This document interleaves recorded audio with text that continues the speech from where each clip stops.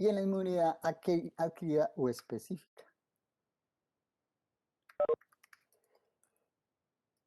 Listo, entonces este componente humoral o químico de la inmunidad inespecífica. ¿Quién se atreve? ¿Quién se atreve a darme un componente de humoral o químico de la inmunidad inespecífica? Ana Sofía Orozco. Ana, bien pueda. Hola, doctor. Buenos ¿Qué va, días. Ana? ¿Cómo estás? Bien. Muy bien, muchas gracias.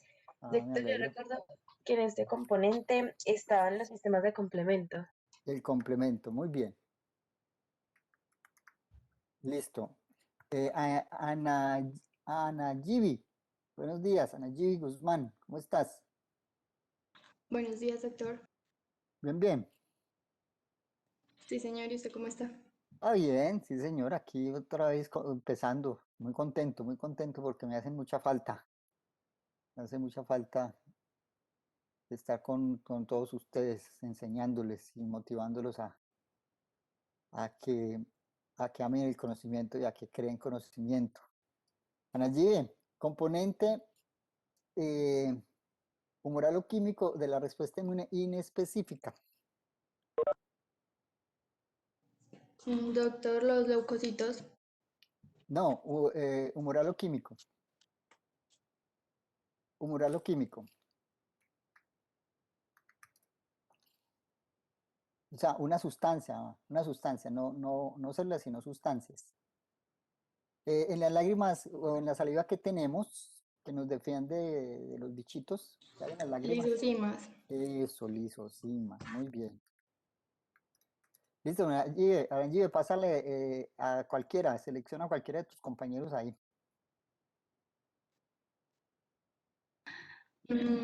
Pues veo que Juan Felipe está participando. Juan Felipe. Ah, está escribiendo por el chat, porque es que como yo abro esta vaina, pierdo el chat. Pero a ver, Juan Felipe, dale. Doctor, ¿Cómo pregunto estás, por... Felipe? Bien. Bien, doctor, sí, señor. Ah, tú dices que las citocinas, listo. Entonces vamos a colocar aquí. Es que esta vaina se está bloqueando, yo no sé por qué. Citocinas, ¿cuál es citocina, Felipe? Doctor, la verdad específicamente no recordaría como tal. O sea, propiamente usted me pregunta por un nombre o No, producidas por quién. por la... Pues digamos que son células producidas por los linfocitos, ¿no? No, son moléculas. Citocinas Estimuladas. producidas por los monocitos macrófagos, ¿sí? Macrófagos. Porque son del componente inesogénico. Porque aquí, de una vez les adelanto, entonces vamos a tener como componente específico, pues las citocinas producidas por los linfocitos, que, bueno, y coloquemos aquí, pues, también algo de B, que también podrían hacer. Listo. ¿Algún otro componente, Juan Felipe, en el sistema Dentro de innato en la, específico? dentro de la parte humoral, Sí. no, doctor, pues serían de pronto en la celular. Sí, en la celular sí recuerdo, pues ya bien, pero en el humoral Listo. no recordaría. Entonces dale. Dame algo celular. El componente celular, como usted, pues, como se menciona en la parte química, sería los monocitos, macrófagos, los presentadores de antígeno en sí, Monocitos, células células dendríticas, macrófagos, células y dendríticas. no sé si de pronto lo que decía la compañera ahora, los leucocitos en general, sí. No, pues los leucocitos en general, por eso los coloqué aquí, porque ahorita los Ah, vamos a dividir, ¿sí? de Ahorita los acuerdo, vamos a sí, dividir. señor. Listo. Y los natural killer, aunque creo que también estarían parte en la, es como mixtos, ¿no? No sé Listo. realmente. Muy bien. Sí, hay algunos aquí también. Sí, señor. Muy bien. Muchas gracias. Justo, Juan doctor. Felipe, selecciona otro compañerito, porfa. Cualquiera. Puedes Uy, doctor. Eh, no sé. Daniel Prada. Daniel, buenos días. Sí. Buenos días, doctor. ¿Cómo estás, Daniel? Bien, ¿y usted? Bien, mano, bien, contento, contento como les decía ahorita. Me encanta escucharlos al menos mientras nos podamos volver a ver. Daniel, ¿cómo le fue? Bien, doctor, bien, estuvo bien. Ah, bueno, ¿mucho ejercicio o más bien poco? Un poco sí, pero tampoco así mucho. Ah, no así como yo, que usted dice, no, así como el profe, no. Ay, Dios. A mí sí me encanta el ejercicio, si no lo hago me pongo triste, entonces lo tengo que hacer. Desde muy joven vi eso, que es como esa pilita de entusiasmo, de alegría que necesito, entonces debo hacer ejercicio. Bueno, Daniel, eh, aquí completando esta vaina, mano. Entonces, estamos acá en el componente humoral o químico de la respuesta inmune específica. ¿Tienes algún otro fuera del complemento, lisocimas, citocinas producidas por los monocitos macrófagos? Otro componente. De la inespecífica Sí, o innata, ¿verdad? sí.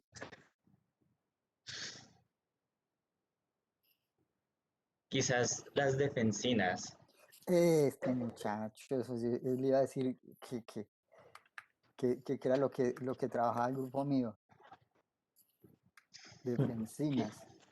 Yo voy a colocar aquí, voy a colocar péptidos de defensa del hospedero, y vamos a colocar entre paréntesis, una de ellas son las defensinas, ¿sí? Las defensinas, muy bien. Eso, doctor. Daniel, completemos aquí esta de una vez, componente moral o químico de la inmunidad específica o adquirida. Es facilísima. Los fagocitos. No, fagocitos son aquí.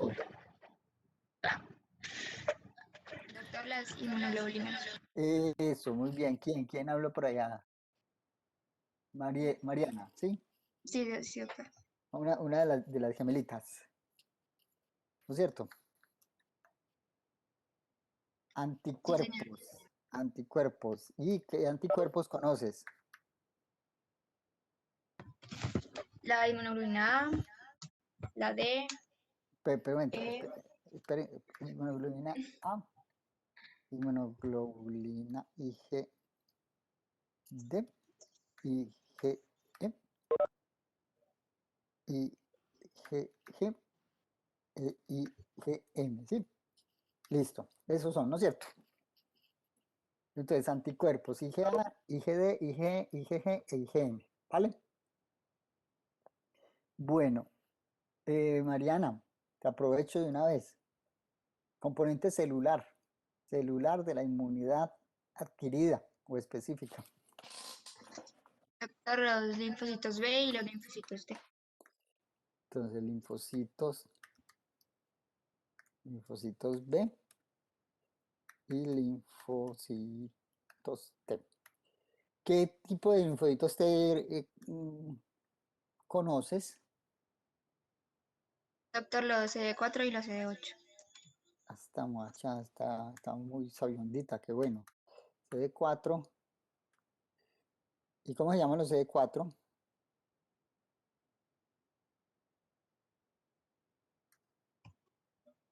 se llaman Eh, los CD4? sí, hay uno que es el ayudador y el otro el citotóxico, pero no estoy segura. Ayudadores. Estos son los ayudadores y estos son los citotóxicos. Y estos ayudadores, pues vamos a tener que hay así grande, grande, grande, TH0,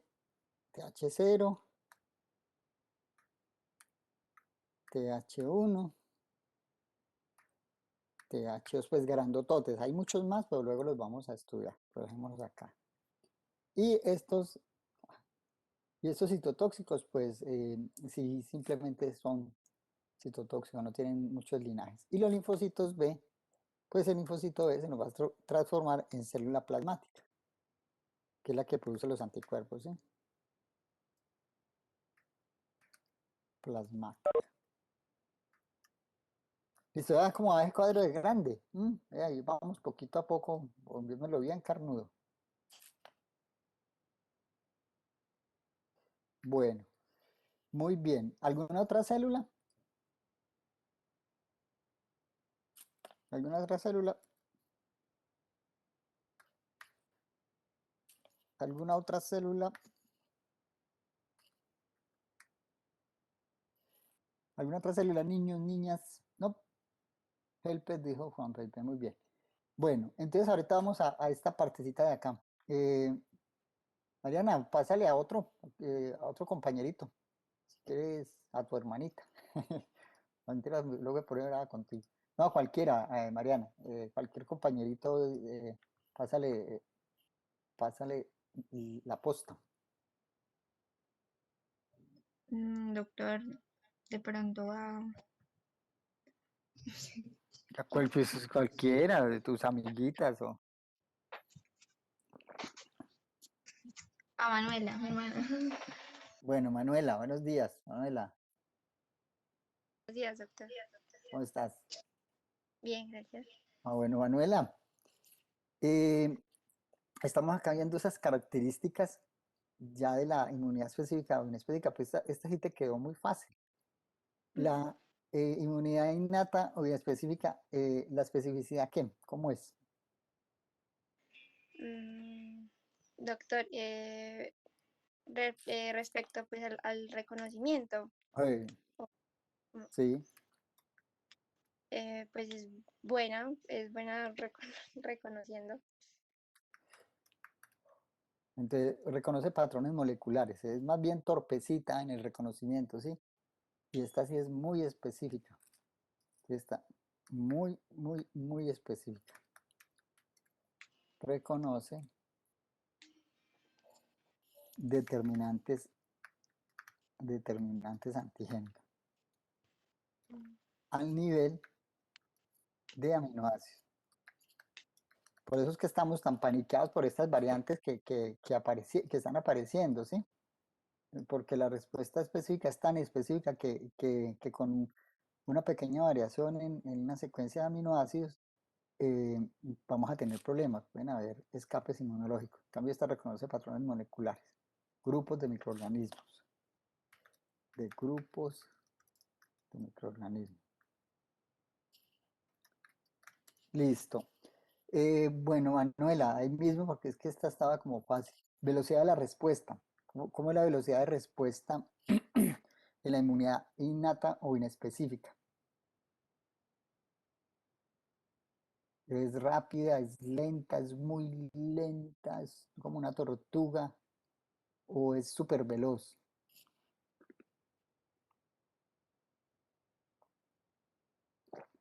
Manuela, Doctor, que pero tenía el micrófono apagado.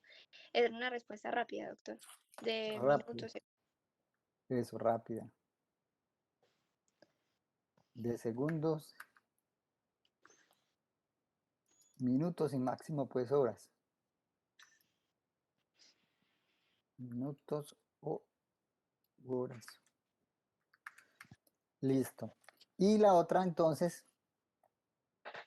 la específica, Es lenta, doctor, de días, semanas. sí, de días a semanas. Por eso es que la vacunación, pues nos tenemos que quedar en casa después de que nos vacunen, ¿no es cierto? Tenemos que ir con las medidas porque esto se demora en establecer el sistema de defensa. Bueno, y memoria inmunológica. Manuela, pásale a cualquiera, cualquiera. Venga a ver, o si no, yo selecciono aquí a cualquiera. Ginette Marcela. Ginette Marcela. Buenos días. ¿Qué más, Ginette? ¿Cómo estás? Sí, señorita. Ginette, en la inmunidad innata o en específica existe memoria inmunológica. En la adquirida sí existe, pero en la innata no. Entonces aquí no. No. Y aquí en la inmunidad específica o adquirida, sí. Listo. Ok. Entonces, pues esta tablita, yo ahorita les voy a compartir, ahorita le comparto Esteban, tú sigues siendo el representante. Sí, doctor, hasta el momento sí, sí, señor. Listo, entonces yo ahorita cuando terminemos de llenar este cuadrito, yo te lo comparto, ¿vale? Y tú lo compartes a los Perfecto, muchachos, ¿sí? perfecto, doctor, gracias. Bueno, aquí en este componente humoral o químico de la inmunidad específica tendríamos otra molécula. Esteban, te aprovecho que estás ahí en el audio. Esteban, ¿algún otro componente aquí en la humoral o químico? Doctor, la verdad no recuerdo. ¿No recuerdas? ¿Quién dijo yo? No, Profe, buenos días. Buenos días. Ah, tú, ¿Cómo está, Miguel profe? Ángel. Ay, hace un tiempo de no escucharlo, hermano. ¿Qué más? ¿Bien o no? ¿Qué Sí, más? ¿Cómo señor. está? Bien, Miguel Ángel. Profe, en este Mm, caso entrarían los anticuerpos maternos. No, no, pero buen punto. Espera un momentico, entonces vamos a colocar esto aquí de los doctor, tipos de inmunidad. Sí, señor. no sé si de pronto ya está ahí por ahí el no sé. Sí, Sí, sí, el ese fue, interferón, muy bien. pero ya está. Está acá, sí, sí, sí, pero vale, coloquémoslo acá. Lo que pasa es que las citocinas son un montón. Interferón, sí, pues ya, sí, el interferón. Sí, señor, aquí está. Dentro de las citocinas está el interferón, está la interleuquina 1, la interleuquina 2, bueno, etcétera. Esto va como esto va en 36 interleuquinas, ¿sí? Interleuquina 36. Están todos los factores estimulantes de crecimiento de granulocitos, ¿sí? Eh, el, el- el factor estimulante de crecimiento de macrófagos, factor estimulante, colonias de macrófagos. Está la eritropoyetina,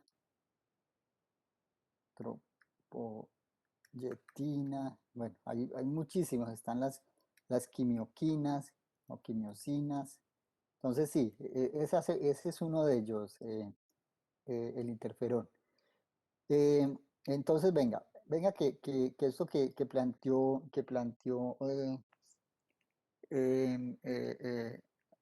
Miguel Ángel es bien importante para que ustedes tengan claridad. Entonces, mire, la inmunidad adquirida puede ser de dos tipos, ¿sí? O hasta tres tipos. Entonces, vamos a tener primero la adquirida de forma activa, ¿sí? Activa, activa. Es decir, cuando, cuando respondemos ante una infección, natural o a una vacuna, o, o ante una vacuna. ¿Qué características tiene esta? Que genera memoria y va a ser, por tanto, persistente en el tiempo. Listo. La otra forma es la pasiva, ¿sí? La pasiva, que es lo que decía Miguel Ángel, ¿sí? Entonces la pasiva es aquella que nos transfiere la madre durante el embarazo. El embarazo o la lactancia. ¿Sí? Entonces, ¿qué desventaja tiene? Que no se genera memoria inmunológica. Por lo tanto, no persiste más allá de la vida media de la vida media de los anticuerpos. Es decir, entre 2 a 4 meses, ¿sí? Entonces miren que por eso es que los niños que comienzan a enfermarse después de esta edad, pues si no han sido vacunados contra enfermedades infecciosas, porque esta inmunidad se acaba, ¿sí? Esta inmunidad se acaba. Listo. Y la otra sería la pasiva, activa, pasiva, y esta sería la transferida. La transferida, que ya les voy a contar, pero antes voy a colocarles aquí alguito. También otra forma de inmunidad pasiva es cuando recibimos sueros hiperinmunes. Hiperinmunes de convalecientes. Ustedes han visto que con esto de la pandemia se han hecho muchos ensayos y uno de ellos es colocar el suero o el plasma de las personas que se han recuperado de COVID para la profilaxis y el tratamiento de la enfermedad en el personal médico, paramédico o en pacientes enfermos de COVID. ¿Sí han visto esa estrategia de uso de estos sueros o plasmas de convalecientes? Sí, doctor. Listo. Entonces, cuando recibimos sueros hiperinmunes de convalecientes, anticuerpos monoclonales, que también es otra estrategia, monoclonales, o los antisueros eh, de caballo para los venenos de serpiente, ¿no es cierto? O sea, todo esto es inmunidad adquirida, pero pasiva, o sea, se acaba. Listo, entonces, muchas gracias a Miguel Ángel pues, por haber hecho haber mencionado esto, que entonces de una vez les quede claro. Y la otra es la transferida, que es ya cuando esta sí yo puedo, recibo entonces células entrenadas in vitro contra microorganismos o células tumorales específicas. Esta podría generar algo de memoria.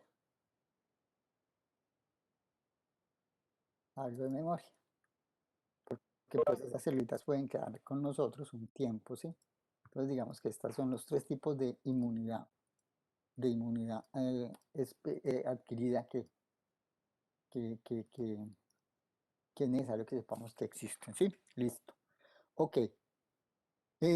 Proteínas de fase aguda, Daniel, sí, muy bien, muchas gracias. Sí, proteínas de fase aguda. Proteínas de fase aguda. Una de ellas, regálame un nombrecito de ellas. Proteína C reactiva, ¿sí? Proteína C reactiva, por ejemplo. Listo. Ok, bueno. ¿Alguien quiere aportar algo más a este cuadrito?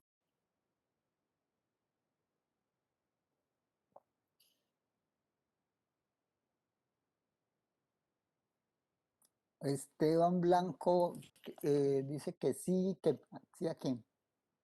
Esteban, las proteínas de la fase aguda. No, ¿me escucha, doctor? Sí, señor. Ese sí fue cuando se preguntó acerca de la terapia en los pacientes COVID con el suero de los pacientes recuperados. Ah, listo, muchas gracias, Esteban. Bueno, listo. ¿Algo más para este cuadrito? Pues no lo sé, ¿qué hace falta? Ya está como muy completico, ¿no es cierto?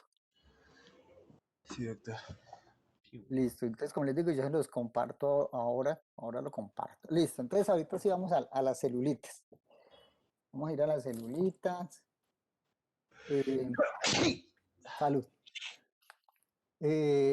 Listo, entonces lo que decían, entonces los leucocitos. Los leucocitos, pues son todo este componente de células blancas en nuestra sangre, ¿sí?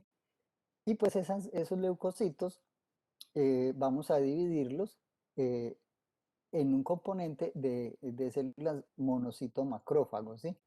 Y esos monocitos y macrófagos, pues como vieron ustedes en histología el semestre pasado, pues van a recibir los monocitos el nombre de acuerdo al tejido para donde migre. Entonces tenemos las células de Langerhans que están en la piel, los macrófagos peritoneales, pues que su nombre indica dónde están, las células de polvo o macrófagos alveolares que también claramente se indica dónde están, las células de Kupffer que están en el hígado, la microglía está en el cerebro, los osteoblastos en los huesos, los macrófagos sinoviales están en las articulaciones y ya entonces dentro de este componente también hemos visto macro, vamos a tener los polimorfonucleares o granulocitos, se llaman así porque ellos son pecosos, aquí los podemos ver, aquí podemos ver, ellos tienen estas particularidades, ¿sí? Esto que observan aquí, eh, como sucio en el citoplasma, son los granulitos. Y este es el nucleocito de ellos, que es un núcleo polimórfico, ¿sí? Aquí lo estamos viendo, un polimorfo neutrófilo. Entonces vemos que el núcleo es bien polimórfico, es un solo núcleo, no es que tenga dos núcleos. Y todos estos punticos o azuritas van a ser los gránulos. Esos gránulos realmente van a ser gránulos primarios, secundarios y terciarios que contienen gran cantidad de enzimas proteolíticas o también lipasas, bueno, colagenasas, muchas sustancias que van a permitir degradar lo que falta. Este es un basófilo, ¿sí? Este es un basófilo, igual aquí estamos viendo que es polimórfico y están los granulitos, pero toma otro tipo de colorantes, toma los colorantes básicos. Y aquí tenemos un eosinófilo, entonces muy rojito. Y estos son sus núcleos, miren que casi no se ven. Y aquí también en su interior pues va a tener los gránulos, los granulitos que van a contener toda esta línea esta línea de proteínas, de enzimas que nos van a proporcionar lo que requerimos para eliminar los microorganismos. Bueno, esta diapo que me gusta mucho, es muy importante que ustedes la tengan pendiente. Entonces, esto también, ustedes dirán, el doctor se saltó, estábamos hablando de las celulitas y se saltó aquí a autogenia. No, lo que pasa es que esto les va a dar una claridad muy grande del concepto y les va a permitir reforzar esto de una forma definitiva. Entonces, miren pues eso tan bonito. Entonces, estábamos hablando de este sistema de granulocitos, ¿no es cierto? Estamos hablando de los granulocitos y de los monocitos macrófagos. Entonces vamos a ver que ellos tienen esos granulitos, pero se llaman granulocitos, son pecocitos, ya son pecocitos. Entonces están los neutrófilos, los eosinófilos y los basófilos. Bien, entonces ellos van a tener un precursor que es la célula mieloide, ¿sí? Entonces tienen un precursor mieloide y esa celulita mieloide pues va a dar origen tanto a los granulocitos como a los monocitos y macrófagos, ¿sí? Y dentro de esto pues también las células presentadoras. Entonces aquí están las células presentadoras que como ustedes lo decían ahora bien, están las células dendríticas, están los macrófagos y están los monocitos, ¿sí? Entonces eso es lo que les quiero mostrar aquí, que esta célula mieloide es la mamá o la abuelita de todo el sistema monocito macrófago. Y ella a su vez tiene una célula pluripotencial en la médula ósea. Pero es que miren entonces el componente mieloide, para que una vez les quede claro, es el componente de la inmunidad inespecífica. Mientras que por este lado tenemos el componente linfoide, ¿sí? Que a quién va a dar origen. Va a dar origen a los linfocitos T y a los linfocitos B, ¿sí? va a dar origen a estas celulitas que van a ser los componentes de la inmunidad específica. Entonces, muy fácil. Entonces, línea linfoide, ¿sí? Línea linfoide va a dar origen entonces a los linfocitos B, a los linfocitos T, ¿sí? Que son componente de la inmunidad específica. Y el componente mieloide, entonces va a dar origen a los monocitos, bueno, a los granulocitos y a las células presentadoras. Entonces, las células presentadoras por este lado, entonces van a dar origen a macrófagos, a monocitos y a células dendríticas. Y por el componente granulocito, pues va a dar origen a los neutrófilos, a los eosinófilos y a los basófilos. Y como también anotaban ustedes, pues aquí tenemos el componente natural killer, que viene por esta línea linfoide. Entonces, también aquí se van a producir los celulitas natural killer, que son linfocitos T. Entonces, estas celulitas del sistema mieloide, pues ellas salen y se van a localizar en los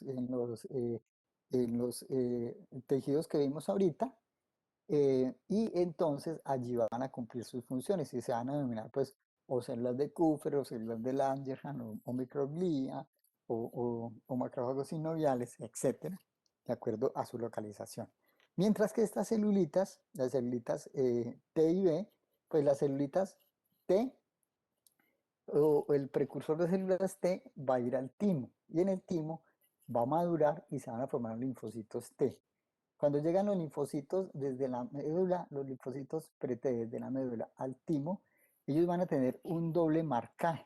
Ellos van a ser CD3, CD4, CD8, pero cuando salen ellos van a ser simplemente monopositivos, van a ser CD3, CD4 o CD3, CD8, ¿sí? Entonces miran, doctor, pero ¿cómo que monopositivos? Usted está diciendo que son CD3 y CD4 o CD3 y CD8. Sí, monopositivos respecto al clúster de diferenciación de la superficie, CD4, CD8, porque para yo ser linfocito T, necesariamente tengo que ser CD3, y esa es una condición sine qua non para ser un linfocito T, ¿sí?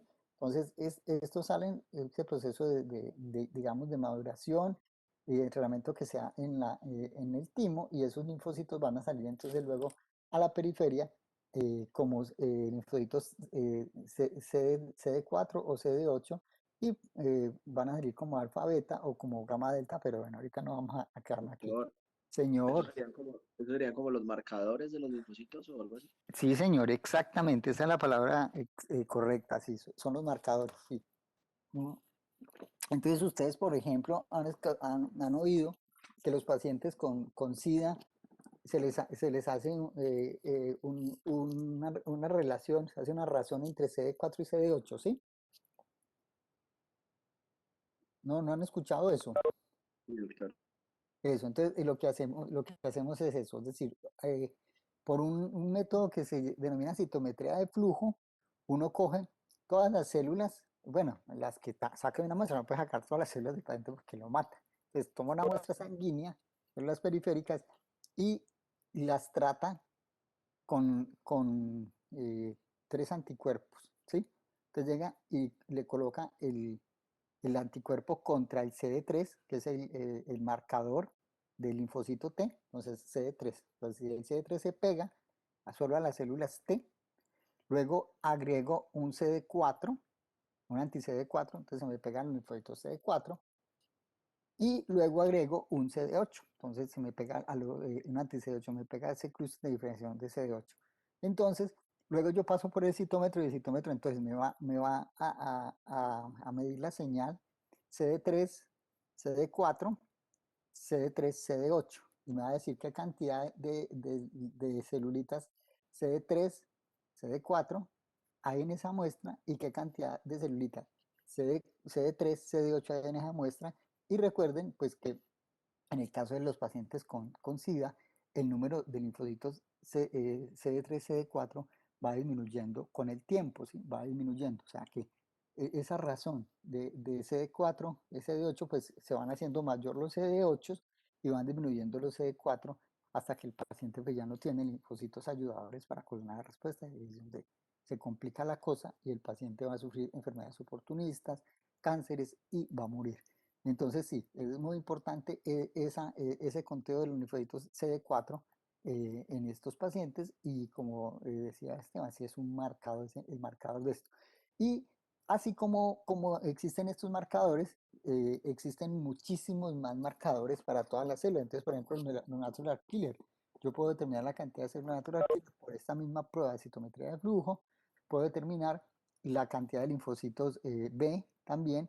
Puedo determinar los grados de activación. Hay unos marcadores de memoria. Recuerden que estas celulitas finalmente, en este caso, pues los linfocitos T, CD4, CD8, TCD4 y CD8 y las células plasmáticas generan células de memoria y hay marcadores para esas células de memoria.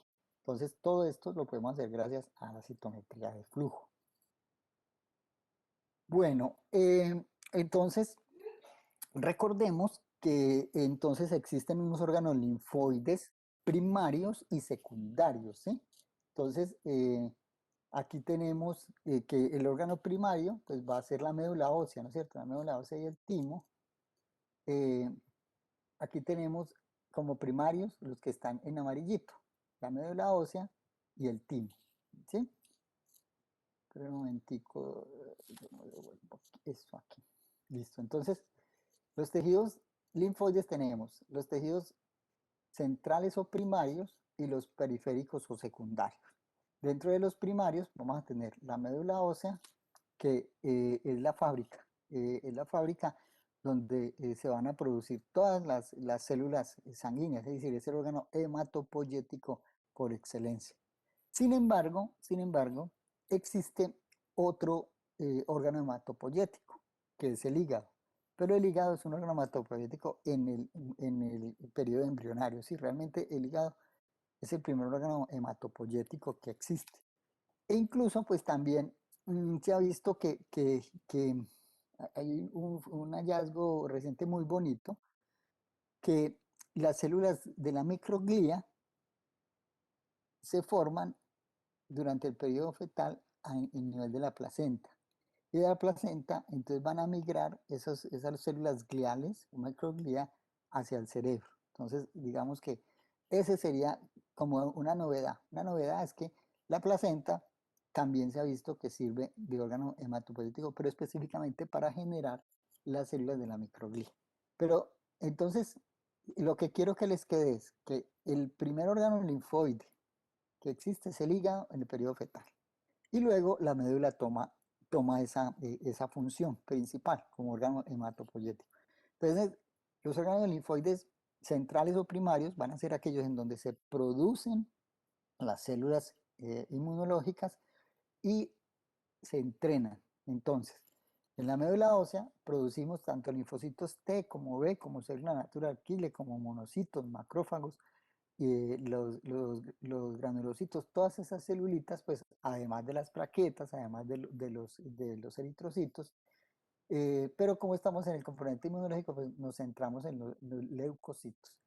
Entonces de la médula van a salir los linfocitos pro-T al timo, en donde esos linfocitos se van a convertir en pre-T y luego se van a convertir en linfocitos T propiamente dicho. ¿Y qué pasa con los linfocitos B? Los linfocitos B se van a quedar en médula ósea y allí van a sufrir entonces ese proceso de maduración para finalmente salir a circulación. Igual los del timo cuando están maduros salen a circulación igual que los de la médula ósea. Existe otro órgano linfoide primario, pero en las aves, ¿sí? Que se llama bursa de Fabricio, ¿sí? Bursa de Fabricio.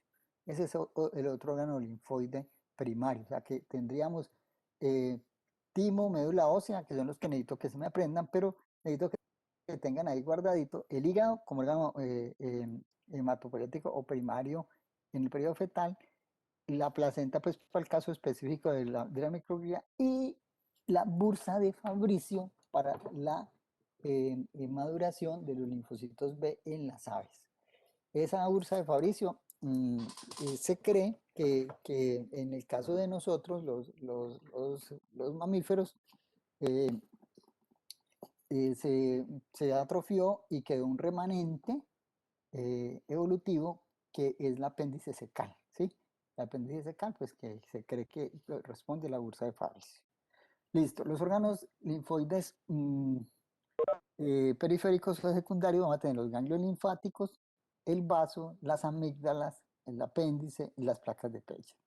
Entonces, aquí tenemos esta organización que les estaba diciendo, entonces está formado por el tipo de célula, los órganos linfoides primarios o centrales que proporcionan el entorno para la maduración de linfocitos, linfopoiesis, de modo que los linfocitos adquieren su repertorio de receptores específicos, receptores o marcadores para cada tipo de antígeno. Los linfocitos se seleccionan de modo que poseen autotolerancia, evitando la autoinmunidad, y vemos acá pues que esto ocurre en médula ósea. Y en timo pues la de los linfocitos T. Y los órganos primarios, entonces el timo, donde maduran los linfocitos T, y la médula ósea en el adulto, como órgano de maduración de los linfocitos B. Lo que les decía, en el feto temprano esta función la toma el hígado, aunque paulatinamente se ve sustituido por la médula, y en las aves el equivalente funcional de la médula es la bolsa o bursa de Fabricio. Aquí vemos entonces la organización de los órganos linfoides secundarios. Yo espero que esto lo hayan visto ustedes en histología, hayan visto estas plaquitas. Aquí tenemos un órgano, un ganglio linfático, que están organizados pues muy bonito, parecen un riñoncito. Entonces tienen el hilio donde llegan las arterias, las venas, llega el vaso, bueno, sale realmente el vaso linfático eferente, porque la parte aferente entra por la cápsula. Mire, aquí ellos llegan y tenemos estos folículos linfoides primarios, secundarios, y esto que están viendo acá como centro germinal es la maduración desde el folículo linfoide primario. Esa maduración se va dando en razón de la acumulación de linfocitos B. Y esto que tenemos aquí en negro, que es más hacia la médula, esto es corteza, esto es médula, y entonces ustedes ven que lo que está en negro son linfocitos T. Bueno, aquí está el detalle. Esto es de linfocitos T. Entonces, cuando llega por el vaso aferente, la célula presentadora, esa célula presentadora viene y entonces va a presentar la información tanto a los linfocitos aquí en los folículos linfoides, como en los linfocitos T en la zona de la medular del ganglio linfático. Se va a generar toda esta respuesta y estas celulitas van a producir tanto los anticuerpos, también se van a formar los linfocitos T citotóxicos, y ellos van a salir entonces por esos ganglios linfáticos eferentes que van a ir hacia la circulación. Entonces por eso los anticuerpos van a entrar a ser parte integral de nuestra sangre, igual que los linfocitos T o E, porque recuerden que estos linfáticos eferentes finalmente van a constituir los conductos linfáticos torácicos que van a desembocar en las aurículas y van entonces a conjugarse el sistema linfático con sistemas sanguíneos, todo un sistema integrado, como lo podemos ver aquí en esta diapositiva. Entonces, estos sistemas o estos conductos torácicos pues van a llevar su contenido hacia los ganglios. Bueno, simplemente es lo mismo de los progenitores, eso ya hemos visto, todas estas celulitas tan bonitas. Entonces, los órganos linfoides secundarios o periféricos proporcionan el entorno para que los linfocitos interaccionen entre sí y para que las células presentadoras de antígeno, ¿sí? Esta APC o CAP, Anti-Presentation Cell, y otras células accesorias para que entren en contacto con el antígeno. Es decir, el órgano linfoide es el sitio de contacto de nuestras células inmunológicas específicas con el mundo exterior. Allí es donde van a llegar a hacerse esta presentación. Y desde allí, lo que les contaba, se disemina la respuesta inmune al resto del cuerpo. Los órganos linfoides secundarios entonces son ganglios linfáticos que recogen antígenos de los tejidos, el vaso que recoge antígenos de la sangre, tejidos linfoides asociados a mucosas o MALT que recogen antígenos de las mucosas en la respuesta secundaria, y la médula ósea actúa igualmente como órgano linfoide secundario. El timo, que ya hemos visto como un órgano primario, que es donde va a ocurrir entonces esta selección, esta maduración, esta selección de los linfocitos T para que salgan a circulación. Aquí vemos pues un diagrama de este timo. Entonces tenemos una serie de celulitas epiteliales y unas nodrizas que van a hacer todo este proceso de selección de nuestros linfocitos para que esos linfocitos no nos vayan a hacer daño. Bueno, vamos a hacer entonces una pausa, muchachos, muchachas, ¿sí? En 10 minutos nos volvemos a encontrar, ¿vale? Pero porfa se me paran de computador, se me dan una vueltica, se me estiran. Si quieren van y se toman una agüita, un cafecito. Entonces, en 10 minutos nos vemos, ¿vale? Entonces, a las 9:05, ¿ok? 9:05 nos vemos.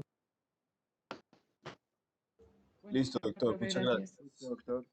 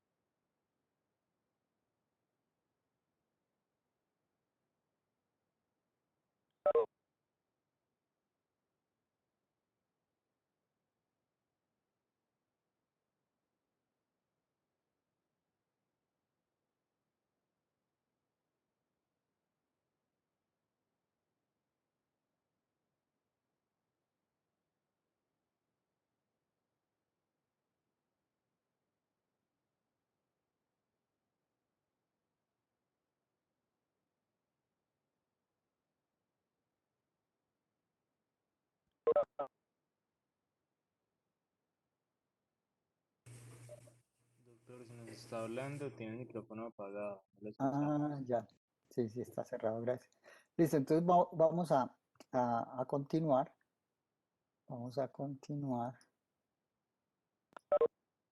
Yo les comparto la pantalla y quitemos la pausa.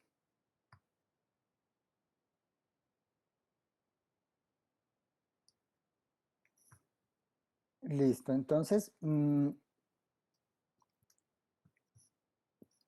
vamos a continuar esta parte. Listo, entonces nosotros estamos haciendo una tablita, pero pues aquí yo tengo una diapositiva donde hay más información. Entonces, la inmunidad innata y la inmunidad adaptativa. La inmunidad innata, pues ya vimos que puede ser inmediata o puede ser inducida, que pues va a durar entre horas o días. Y las moléculas de esta parte innata de la inmunidad innata va a ser el complemento, las lisocimas, las celulitas, macrófagos y mastocitos. En la inducida vamos a tener las citocinas, mediadores de la inflamación, proteínas de fase aguda como la sustancia, la sustancia P, como la proteína C reactiva, como la manosamina a la lectina, los interferones y las defensinas. Y como componente celular tenemos linfocitos natural killer, eosinófilos, basófilos, las células endoteliales o endoteliocitos y los neutrófilos. Órganos y tejidos que interactúan, zonas infectadas, barreras físicas, órganos y tejidos de producción, hígado, que va a ser el principal productor del complemento de las proteínas de fase aguda, de algunas citocinas, y la médula ósea para la producción de los leucocitos. Y el sistema circulatorio, pues la sangre. En la inmunidad adaptativa, que va a demorar entre días a semanas, entonces las moléculas citocinas, los anticuerpos, las citolisinas o quimioquinas, las moléculas del complejo mayor de compatibilidad que vamos a ver con detalle en una clase, las células de linfocitos T, las células dendríticas que les van a presentar a los linfocitos T, los linfocitos B y las celulitas foliculares que van a permitir que se generen células de memoria, tanto B como T, y que se dé una producción de anticuerpos muy eficiente. Las zonas, órganos y tejidos, entonces vaso, ganglios linfáticos y el tejido linfoide asociado a mucosas, órganos y tejidos de producción, en la adaptativa, el timo y la médula ósea, y el sistema circulatorio, además de la sangre, va a estar la linfa. Muy bien. Entonces, esto es algo bien importante. Y es, entonces, ¿cómo es que el sistema reconoce algo extraño? ¿Sí? Es decir, ¿qué es un antígeno? ¿Qué es un antígeno? Entonces, yo les he dicho que descompongamos las palabras en sus componentes para entenderlas claramente. Entonces, este antígeno vamos a descomponerlo en anti y geno. Entonces, vamos a empezar por la segunda parte, geno. Geno viene de origen, de génesis, ¿sí? Génesis. Génesis es geno, así como oxígeno, es decir, que oxida, que produce oxidación, oxígeno. Entonces, o hidrógeno, que viene de hidro, que es agua, y geno, origen. Entonces, hidrógeno quiere decir que origina agua. Entonces, vamos a mirar esto. Entonces, geno es que produce algo, que origina algo. Y anti es una respuesta, o sea, un antígeno es algo que es capaz de inducir o generar o crear una respuesta. Eso es un antígeno, ¿sí? un antígeno es eso. Entonces se define como antígeno aquellas sustancias capaces de inducir una respuesta inmune específica. Esto está, ustedes han estado pues escuchando mucho de esto de antígenos con el cuento de las vacunas, que pues vamos a ver si podemos revisar un articulito sobre vacunas para que me les quede esto bien clarito, porque ahorita con esto de la vacunación, pues en sus casas, sus amigos, todos sus allegados les van a hacer muchas preguntas sobre si se vacunan o no, que por qué vacunarse, que la seguridad que todo. Entonces yo les voy a dar vamos a revisar algo sobre eso para que ustedes puedan ser agentes, difusores y educadores respecto a la vacunación. Entonces los Doctor, antígenos, señor, sí, ¿podría hacerme un favor? ¿Podría regalarme la diapositiva anterior un momentico, por favor? sí, señor. Ya le tomó la foto. O está tomando apuntes. Apuntes, doctor. Gracias, doctor. Listo, ¿no? Pero igual esto está quedando grabado, muchachos. ¿Sí? Bueno, entonces, respecto a las propiedades inmunológicas que debe exhibir un antígeno, es decir, esa sustancia capaz de inducir una respuesta inmune, van a ser estas, ¿sí? Entonces, lo primero es la inmunogenicidad, ¿sí? Entonces, lo mismo. Genicidad es que suscita, que despierta una respuesta inmune, ¿sí? Entonces, inmunogenicidad es la capacidad de inducir una respuesta inmune específica, tanto humoral como celular. Cuando les hablo de celular, son los linfocitos T citotóxicos, y cuando les hablo de humoral, son los anticuerpos. En este sentido, antígeno sería sinónimo de inmunógeno. Y este sería como entonces está la celulita, está la celulita presentadora de antígenos, o el antígeno soluble que estimula las celulitas B. Aquí está el antígeno y se va a convertir en una célula plasmática, y luego esa célula plasmática se va a convertir en una célula de memoria. Lo mismo sucede con las células T. Estas células T, que son estimuladas por un antígeno, van a generar células efectoras, que van a ser células T, CD4, CD8 efectoras, y luego se van a generar células T de memoria. Es decir, que en esta capacidad de inmunogenicidad, el objetivo último es generar células de memoria. La antigenicidad, entonces, es la capacidad de combinarse con el anticuerpo, es decir, que el antígeno se combine con el anticuerpo y o el receptor de la célula T. ¿Sí? Ese antígeno debe ser capaz de combinarse con el receptor que está en la superficie de las celulitas T o con el anticuerpo que están produciendo las células B. Si una molécula es inmunogénica, también es antigénica. ¿Sí? Sin embargo, la inversa no siempre es verdad. Por ejemplo, los actenos, que ahorita ya les voy a explicar el concepto de acteno, que por sí mismo no desencadenan una respuesta inmune, se pueden ligar a anticuerpos preformados. Ya vamos a entender esto en unas diapositivas subsiguientes. Lo otro es la alergenicidad. La alergenicidad ya es una respuesta anormal, es exagerada. Entonces, es la capacidad de inducir algún tipo de respuesta alérgica. Los alergenos son inmunógenos que tienden a activar ciertos tipos de respuesta humoral o celular que dan síntomas de alergia. Y pues después de la alergia puede ocurrir la reacción anafiláctica, que nos puede complicar la vida e incluso pues llevarnos a la muerte. Vamos también a revisar unos casos clínicos sobre estos fenómenos de reacciones de hipersensibilidad. Y lo otro es la tolerogenicidad. La tolerogenicidad es la capacidad de inducir una falta de respuesta específica en la rama celular o humoral. Entonces, eso es muy importante para la tolerancia inmunológica, ¿sí? Imagínense que la mamá en embarazo reconociera como extraño al fetico que se está formando.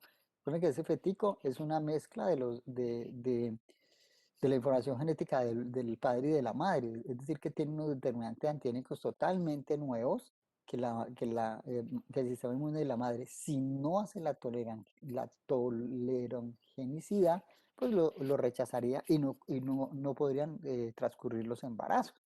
nos hubiese tocado que inventarnos un sistema de reproducción diferente, como por ejemplo ser ovíparos o hacer una reproducción por fisión binaria o algo así, por partenogénesis imperfecta, porque entonces el embarazo, como lo conocemos, no sería viable. Entonces es gracias a estos fenómenos de tolerancia inmunológica que se pueden dar estos fenómenos. También imagínense qué más extraño que la comida, ¿sí?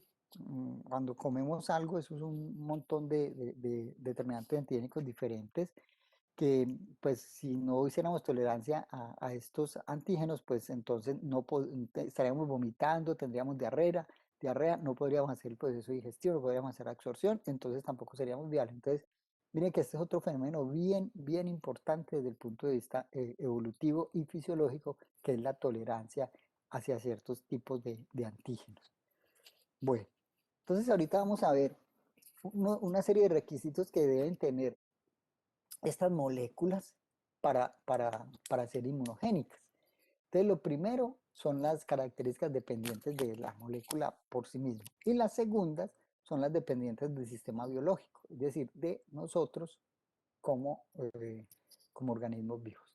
Entonces, las primeras, dependientes del antígeno, va a ser la foraneidad, es decir, que sea extraño, que sea reconocido como extraño.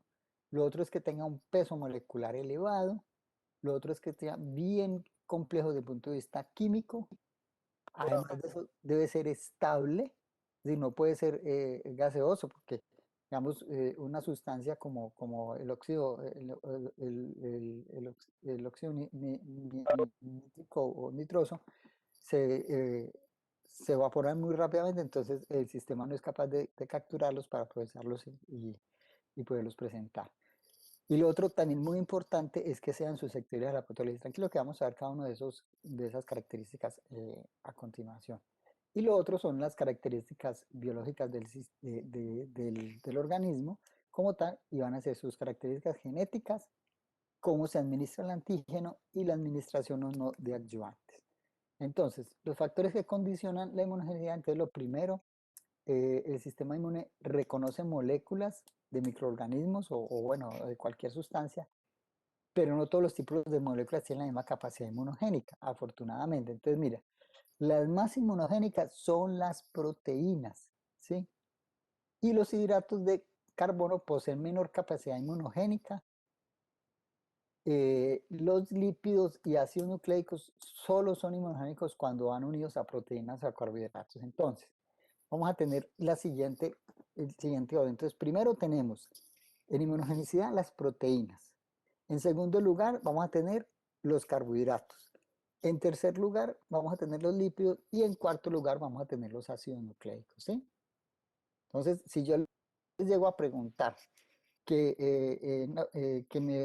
pido que me organicen de mayor a menor el grado de inmunogenicidad de los siguientes compuestos, entonces ustedes van a colocar 1, proteínas, 2, carbohidratos, 3, lípidos y 4, ácidos nucleicos. Pero si les pregunto al revés, que a veces lo hago, digo que me los ordenen de menor a mayor, entonces ustedes van a decir de menor a mayor, ácidos nucleicos, lípidos, carbohidratos y proteínas, ¿sí? Ese es de menor a mayor. Entonces, esa es la medida.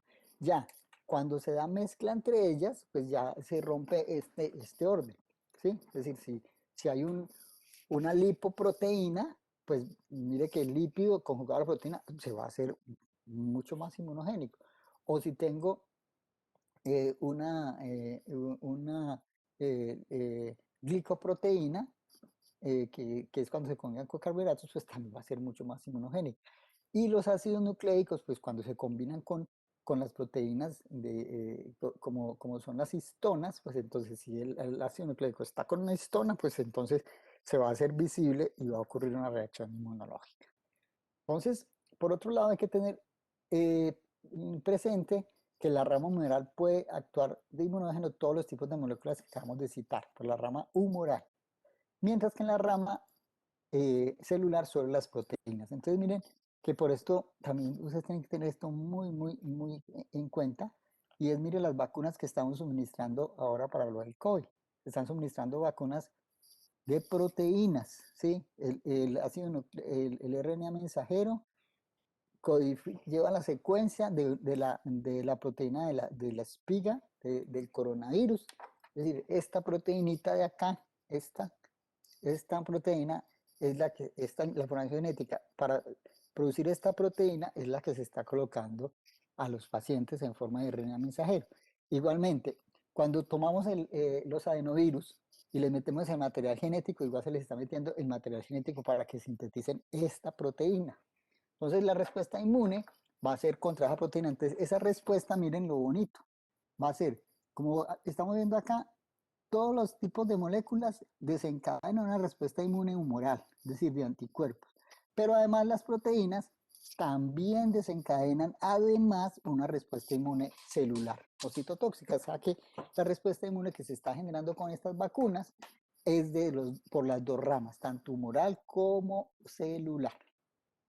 Ok, factores que condicionan la inmunogenicidad de los antígenos, diferenciando los que dependen de la propia molécula y los que dependen del sistema biológico. Bueno, entonces, tamaño molecular. Entonces, el tamaño importa. Vamos a ver si el tamaño importa. Entonces, mira, en general se puede decir que a mayor tamaño,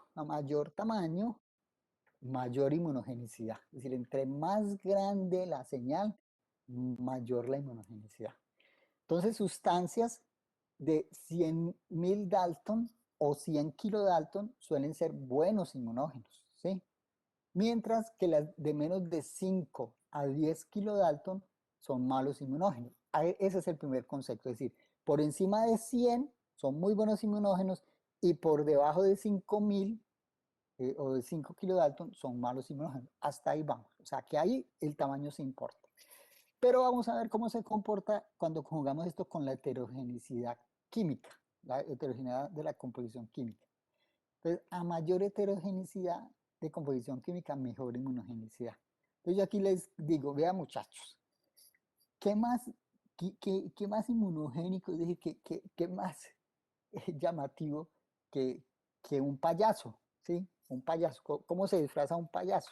De que el payaso tiene el color del pelo de un tono, tiene una nariz así grandotota, se pinta muy bien su cara, el traje es bien pintoresco, esos zapatos gigantescos, su modo de actuar, eso apenas entra un payaso, todo el mundo reacciona a él y lo ve como extraño, es decir, ese inmunógeno suscita una respuesta a esa cosa extraña o peligrosa que acaba de llegar. Entonces, eso es muy inmunogénico, porque mira esa heterogeneidad que tiene. Así el payaso sea grande o el payaso sea chiquito, va a llamar la atención.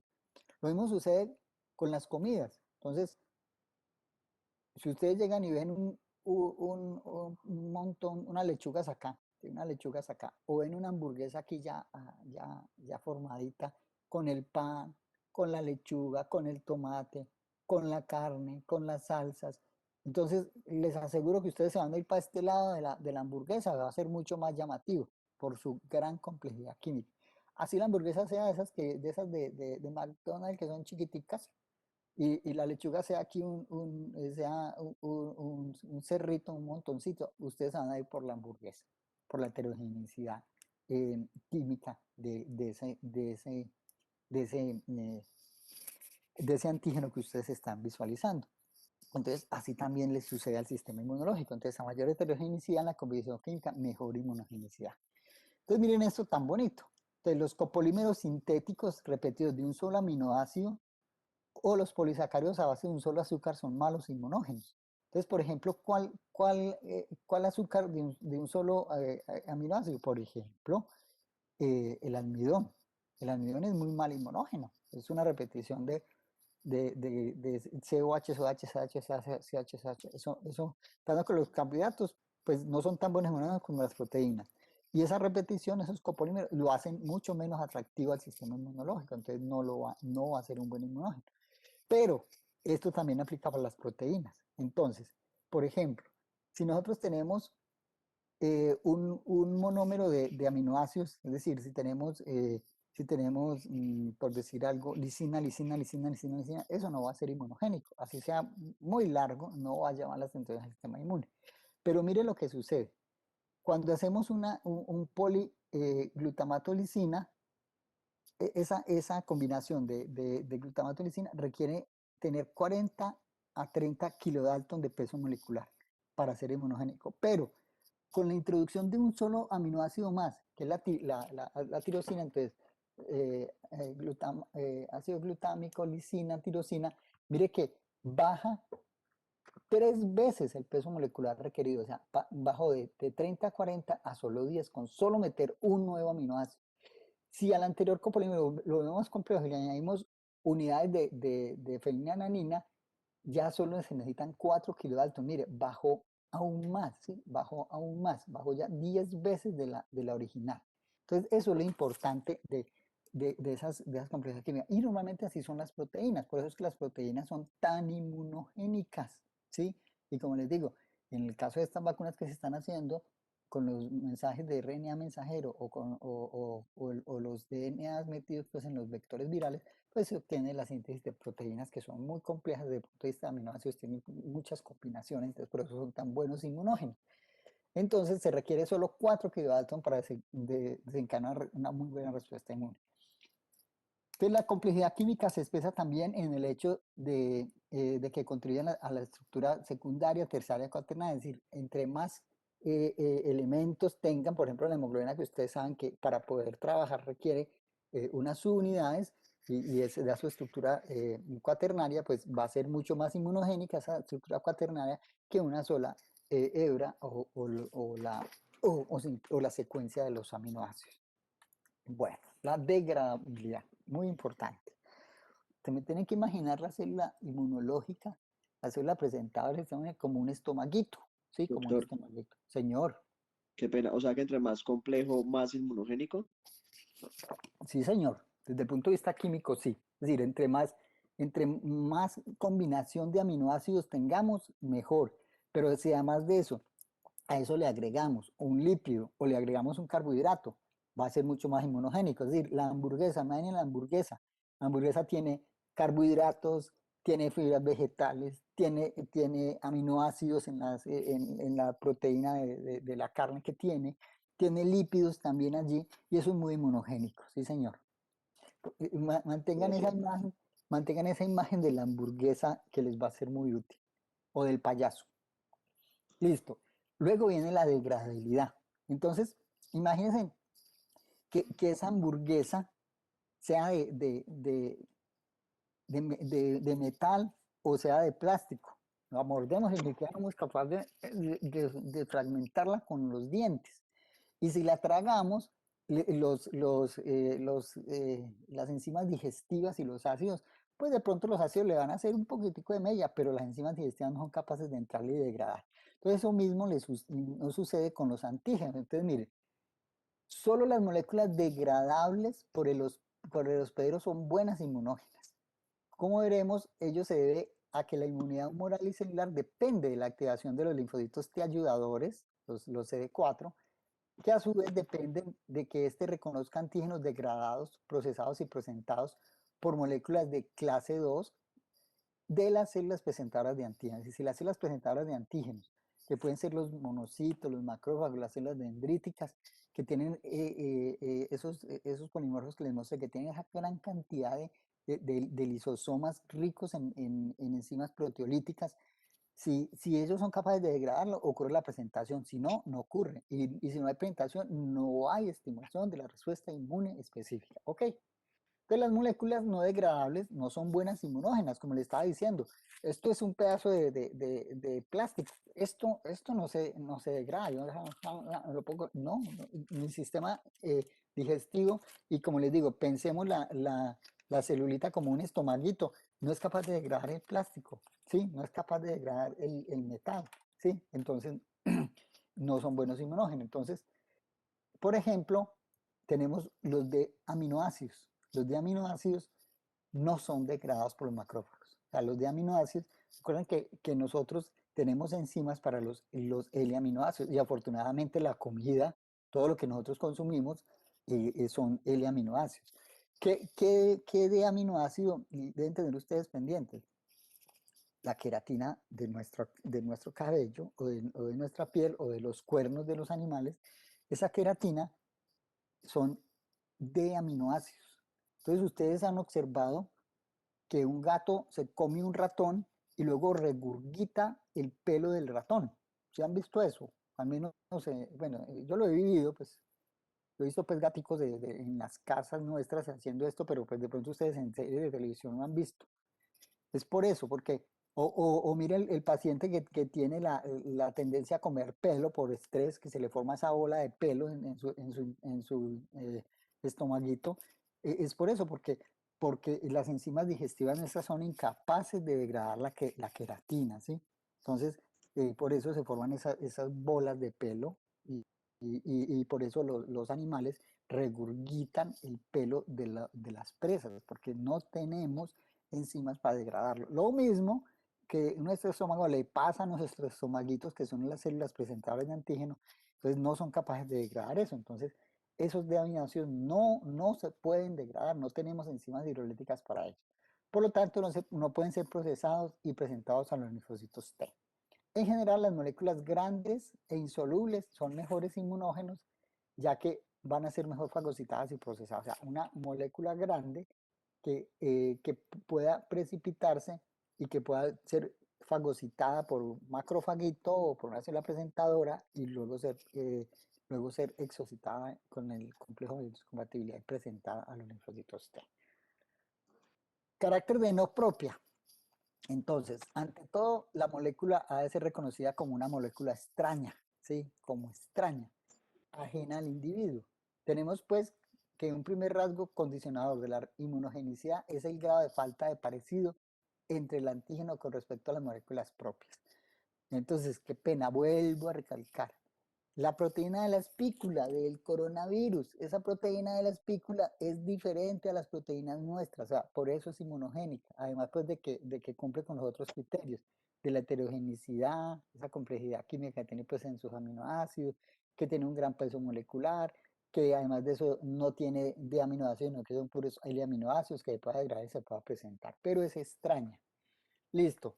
Entonces, lo primero es eso, falta de parecido entre el antígeno con las moléculas propias. En general, moléculas que han divergido ampliamente en los distintos linajes evolutivos actúan como buenos inmunógenos en especies heterólogas. En cambio, moléculas evolutivamente conservadas como el colágeno o el citocromo C no son buenos inmunógenos. Entonces, por eso es que a las mujeres les pueden colocar el colágeno derivado del pescado o de las aves o de las vacas o los cerdos, les pueden colocar ese colágeno para hacerles rellenitos por acá. Y entonces ese colágeno, como evolutivamente está conservada la secuencia de aminoácidos, entonces no lo vamos a reconocer como extraño, sino como propio, entonces por eso no vamos a responder contra él. Igual sucede con la citocromo C. Entonces no son buenas inmunógenas, pero en cambio, si están alejadas evolutivamente, sí son muy buenos inmunógenos, como por ejemplo los microorganismos, los virus, las bacterias, los hongos. Por otro lado, ciertas moléculas propias pueden actuar como autoantígenos, debido a que proceden de órganos inmunológicamente privilegiados que están secuestrados respecto al sistema inmune en fases tempranas de desarrollo. Por ejemplo, lo que sucede con los testículos, lo que sucede con los ojos y lo que sucede con el cerebro. Entonces, esos son órganos inmunológicamente privilegiados. Por eso es que tras un trauma testicular, pues se corre el riesgo de que ocurra un proceso autoinmune y ocurra una orquitis autoinmune y puede ocurrir un proceso posterior de pérdida del testículo y también de la fertilidad por el trauma. Lo mismo sucede en el caso de los traumas oculares. Si uno tiene un trauma ocular con estallido ocular, pues va a tener el riesgo de que este ojo del trauma pues se perdió, pero por el trauma esos antígenos que han sido privilegiados inmunológicamente salen a la circulación, el sistema inmune los reconoce como propios y luego atacan el ojo bueno. Entonces esa persona perdió un ojo por el trauma y el otro por respuesta inmunológica. Entonces en esos casos de traumas oculares y ya con estallido ocular, pues hay que hacer una enucleación rápida del ojo para que no vaya a correr el riesgo el paciente de perder el ojito que le quedó. Y además de eso, pues hay que inmunosuprimirlo para evitar que ocurra la pérdida del ojo. Bueno, lo otro es el genotipo del receptor. Entonces, estos ya son los factores del sistema biológico. Ya vimos estos, hasta aquí vienen los factores del antígeno, ¿sí? Foraneidad, peso molecular elevado, complejidad química, estabilidad, susceptibilidad a la proteólisis, ¿sí? Y ahorita vienen los propios del sistema biológico. Pues primero, el genotipo del receptor. Entonces, aquí es donde ustedes observan que no todos nos enfermamos de la misma forma y no todos respondemos ante las vacunas con la misma calidad. Es por esto. Entonces, esto se debe a el tipo de HLA, pero eso luego lo van a entender mejor cuando veamos ese tema, es decir, la información genética que va a permitir la formación de las moléculas implicadas en la presentación inmunológica están codificadas desde línea germinal. Entonces es muy importante esto. Ese es el famoso complejo principal de histocompatibilidad. Las proteínas sintetizadas por dicho complejo funcionan para presentar el antígeno procesado y juegan un papel esencial en determinar el grado de respuesta a cada antígeno. Aparte de esta dotación de los alelos, cada individuo posee otros genes que también influyen en el grado de respuesta inmune, como por ejemplo, no es solo los que están en la presentación, sino también luego en la sinapsis inmunológica. Esta molécula del complejo mayor de su compatibilidad le tiene que presentar a un receptor. Ese receptor, o bien sea el linfocito T o el linfocito B, también está codificado genéticamente desde línea germinal. Entonces, todo eso condiciona la calidad de nuestra respuesta inmunológica. Las rutas de administración muy importantes, la dosis y la ruta de administración. Entonces, hay un dicho que dice que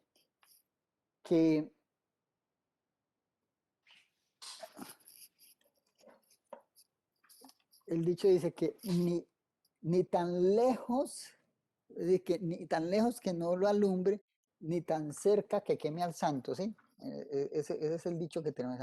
Nosotros, en el caso de colocar una lucecita para iluminar un santo, no lo podemos colocar muy lejos porque no le llega la luz, pero muy cerca porque lo va a quemar. Eso mismo sucede en inmunología. No podemos colocar dosis muy pequeñas, ¿sí? Porque no van a suscitar una respuesta inmune. Ni dosis muy altas, porque estas dosis muy altas van a hacer que el sistema inmunológico se sature y no sea capaz de procesarlo. E incluso puede generar tolerancia. Entonces, dosis muy bajas pueden no estimular los linfocitos por falta de respuesta y dosis demasiado altas pueden provocar un estado de tolerancia inmunológica, por lo que los linfocitos entran en una situación de no respuesta, ¿sí?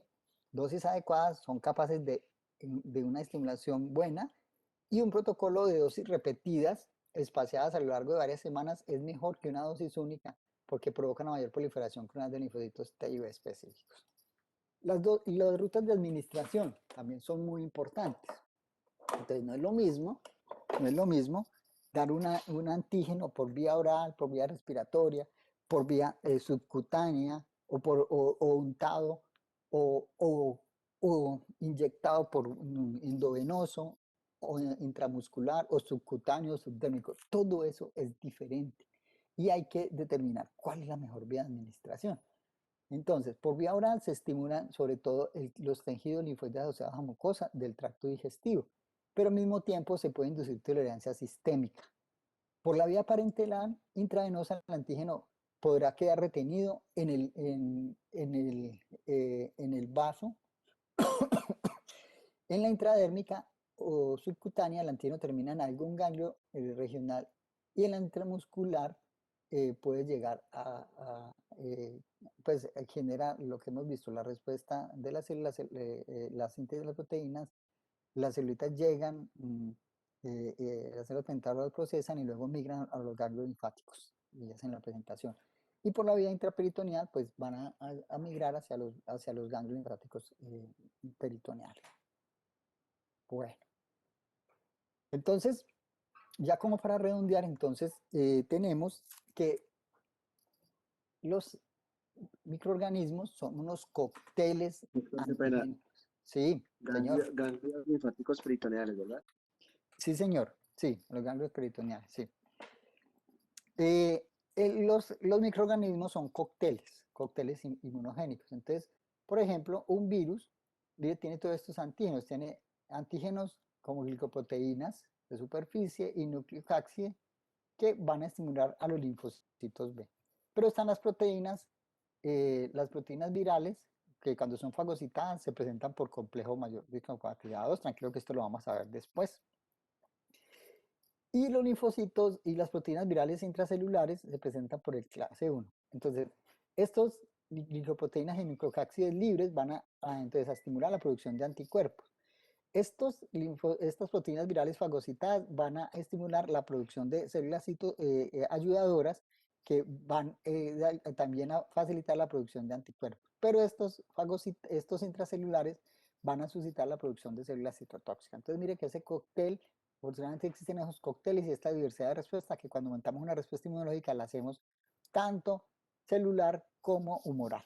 Los antígenos bacteriales también sí, pues son mucho más grandes que los virus y tienen pues muchas proteínas y mezclas que van a permitir eso. Entonces, unidades repetidas de poliglicano, proteínas, polisacáridos, lipopolisacáridos, unidades repetidas de hoja 3 azúcar y las bacterias encapsuladas. Entonces, todo eso va a ser muy homogéneo. Y bueno, y el último concepto que les quiero dejar hoy es el concepto del acteno. El acteno.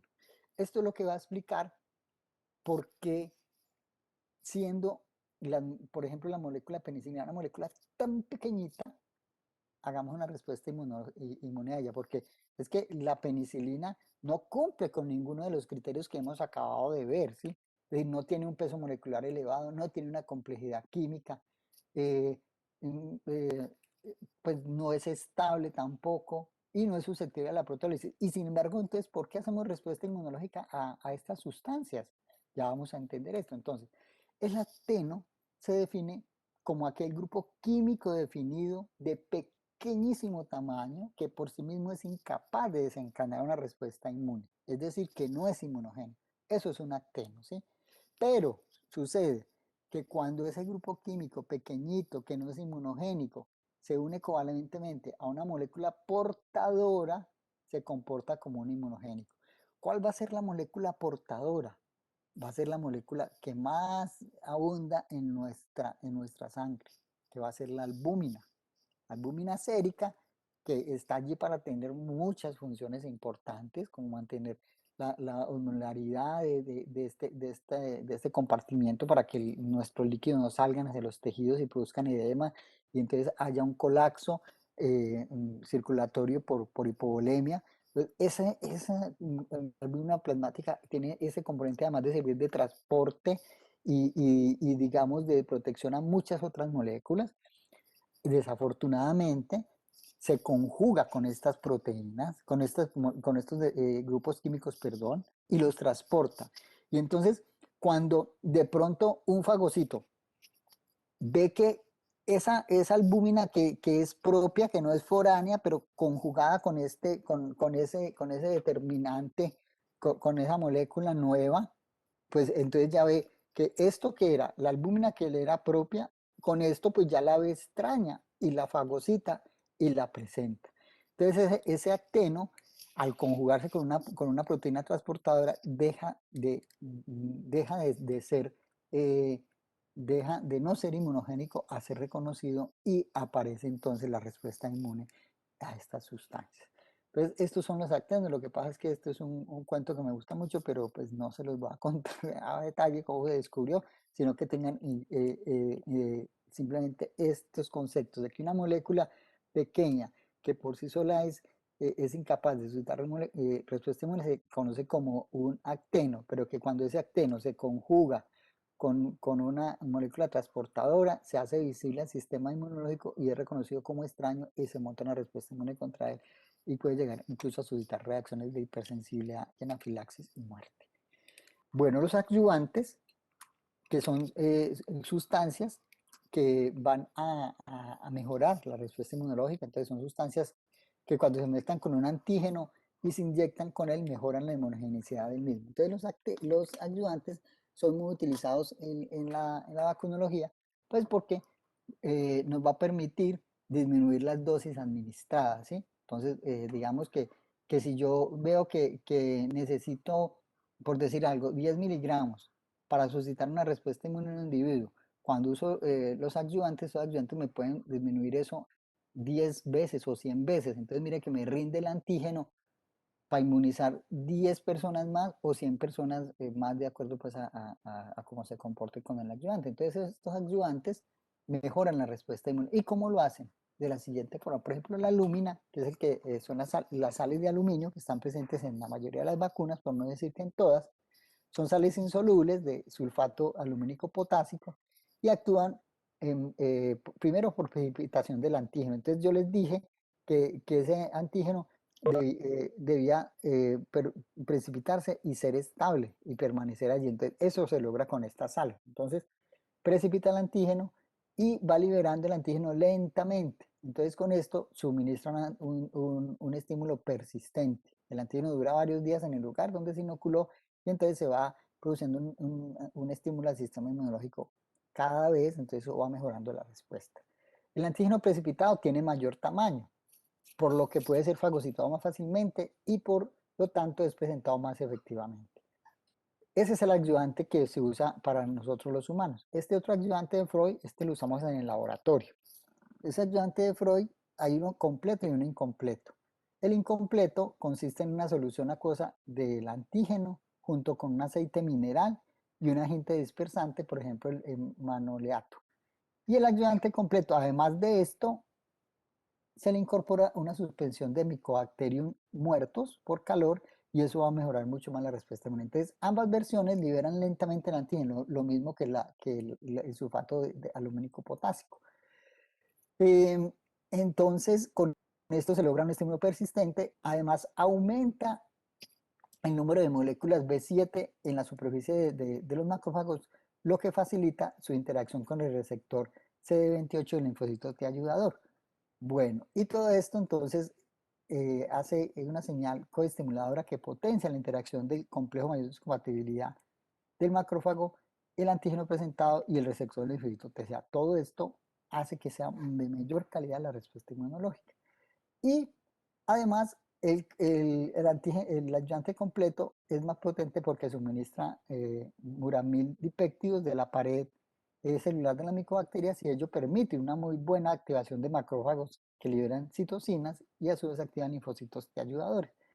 Y además de eso induce la formación de granulomas y el granuloma, que es una infiltración celular con una masa densa y rica en macrófagos, con lo que mejora el procesamiento y presentación de antígenos. Entonces, con esto se provoca una muy buena liberación de interleuquinas proinflamatorias como la IL-1 y con eso se activan los linfocitos T ayudadores.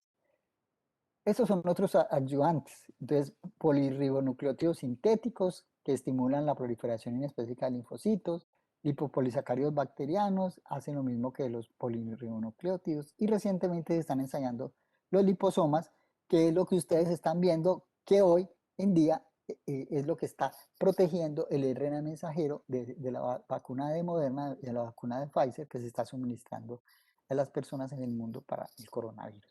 Entonces el antígeno se encierra en un liposoma o se une a una capa lipídica de este tipo de vesículas membranosas.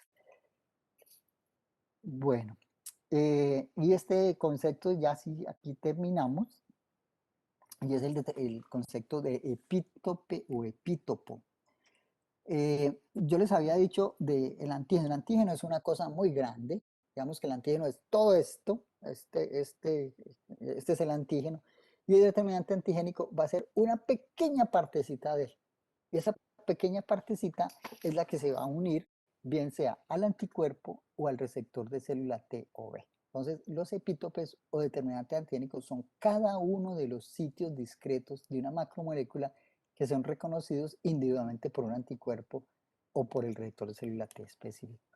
En español, yo les he dicho que se coloca la proteína de este virus, de la persona de espícula del SARS-CoV-2, Y entonces esa proteína es una proteína que tiene 1700 aminoácidos, ¿sí? Y de esos 1700 aminoácidos, entonces, cuando esa proteína llega, el sistema la degrada. Entonces, digamos que el sistema dijo, vamos a cortar esta proteína en pedacitos de 17 aminoácidos. Entonces, se cortó eso de 17, o sea, salieron 1000 pedacitos de la proteína original, ¿sí? Entonces, cada uno de esos pedacitos de 17 aminoácidos, eso es lo que se denomina un epítope.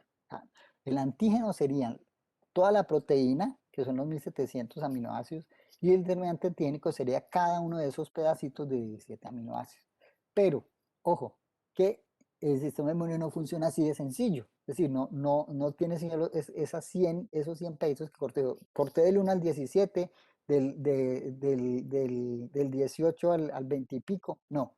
Él puede decir, voy a cortar los pedacitos, y entonces corté del 3 al 20. Luego corté del 2 al 18.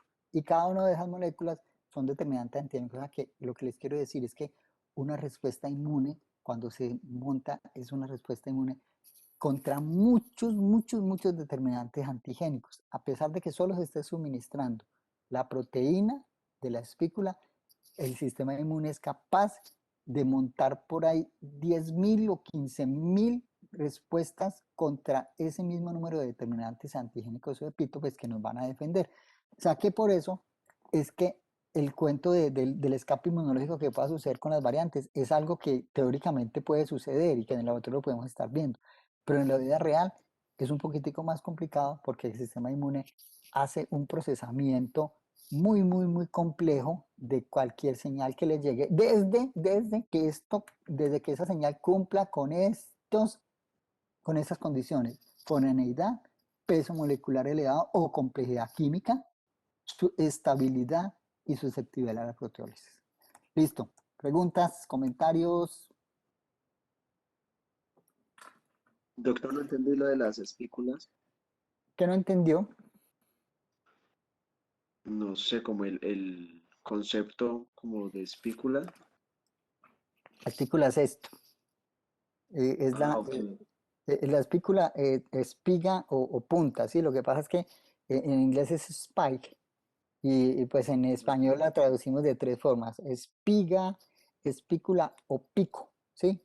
Que es la Ok, superficie de este virus, ¿sí? ok. Entonces, esa espícula es una proteína y esa proteína, pues yo puedo coger esta espícula y purificarla. Yo puedo coger de este virus y lisarlo y purificar esta proteína y suministrarla a las personas, ¿sí? Yo puedo suministrar este pedacito y el sistema inmune, cuando llega este pedacito, lo va a degradar. Y como les digo, este pedacito más o menos de 1700 aminoácidos, ¿sí? Y el sistema inmune lo degrada en pedacitos muy chiquiticos porque para poder hacer la presentación antigénica, si lo vamos a hacer, depende si lo hacemos para HLA1 o HLA2, los fragmentos son más o menos pequeños. En el caso, pues eso lo vamos a ver cuando veamos HLA para no confundirlos ahorita, ¿sí?